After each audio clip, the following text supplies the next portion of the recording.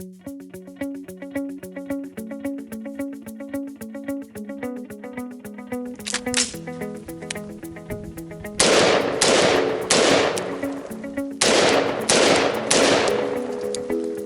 boys and girls, the two shooting styles that you just saw there are really the two basic shooting styles for AR-15. And I wanted to make a really quick point because recently this came up in one of my videos, and as you guys know, when you post a video, conversations are sort of aimed at you as the person that's posting, and then side conversations begin between viewers, which is kind of cool because each video becomes like a mini forum. And yes, guys, I monitor everything. Those of you who are being buttholes get cut really quick. All right, so let me show you guys what we're talking about here. Points of contact when you're working with an AR-15. All right, whether you're talking rifle style where you've got your stock all the way out, and you're doing this thing, which is the chicken wing thing up, or whether you're doing the more tactical. And by the way, guys, let me just make a point real quick. The reason this, for me, is the preferred way to shoot. If you and I are trading shots, which stance is going to help my body armor be more effective?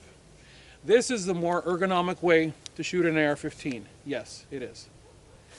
This is the more appropriate way to shoot an AR-15 so that your body armor does its job. If my body armor takes hits this way, it's more effective, right? Incoming rounds straight in. If I turn at an angle, I expose that chunk of the weakness because I've got a front plate and a back plate, and I expose the entire flank to incoming rounds. Not to mention, and actually, you know what? Let's take body armor totally out of the equation. If I take a round front to back, it enters, it exits. It's going to hit the lower lobe of my lung. It's going to mess up some ribs, and it's going to zip on through, hopefully, right? If I turn, I'm completely giving up everything. I'm giving up spinal cord. I'm giving up the lower portion of the heart. I'm just basically giving everything to the bad guys. So this is the preferred stance that I choose and that I teach. The points of contact, this came up on one of my videos the other day.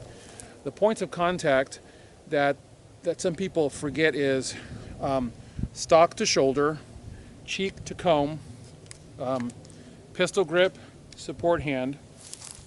So it's 1, 2, 3, 4.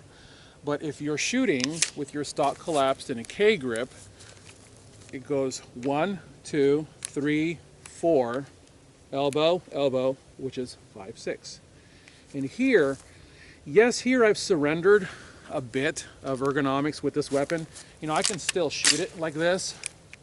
It's not ideal because it's not so pronounced on this gun because this gun is a little on the front heavy side, but if you've got a gun that is a little more neutral in its fulcrum because it's got a shorter barrel, from this stance is going to give you, like, you're going to shoot and you're going to get some of this kind of thing going on.